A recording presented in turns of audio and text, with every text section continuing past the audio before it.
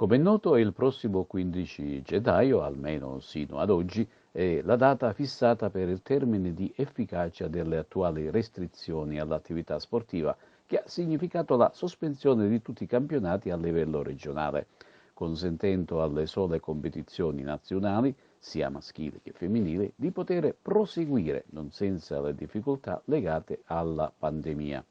Attenzione, non è una certezza assoluta, ma l'auspicio, virus permettendo, di poter finalmente ripartire in modo definitivo per poi mettere in atto tutte le misure necessarie per portare a compimento la stagione.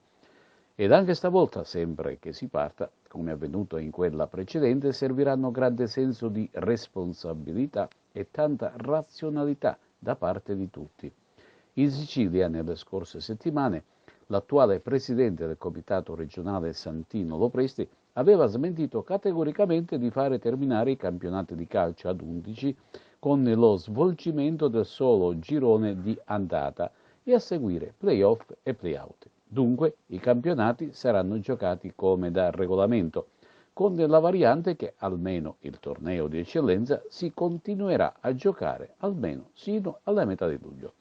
Tra l'altro si sono giocate 6 gare di campionato e ne rimarrebbero 24, quindi 5 partite al mese nei 5 mesi che restano, un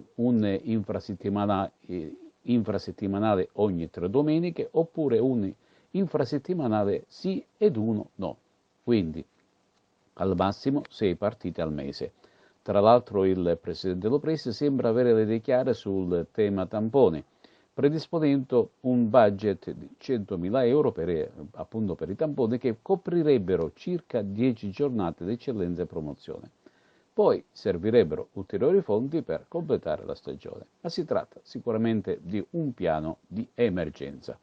Vincenzo Spadafora, invece ministro per le politiche giovanili e lo sport, sembra essere più attendista. Infatti ha dichiarato escludo la possibilità di apertura degli stadi a gennaio. Bisogna rispettare una scala di priorità. È difficile abilitare l'accesso negli impianti sportivi anche in misura ridotta. Significherebbe mobilitare numerose forze che in questo momento servono ad affrontare altre situazioni delicate. I dati epidemiologici degli ultimi giorni sembrano confortanti e la data di riapertura del 15 gennaio al momento non appare scontata.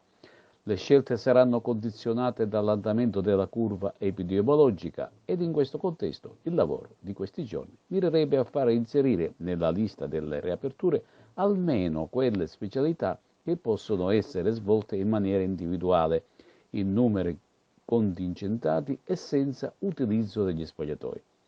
A questo punto la ripartenza del calcio dilettantistico e giovanile potrebbe ancora slittare.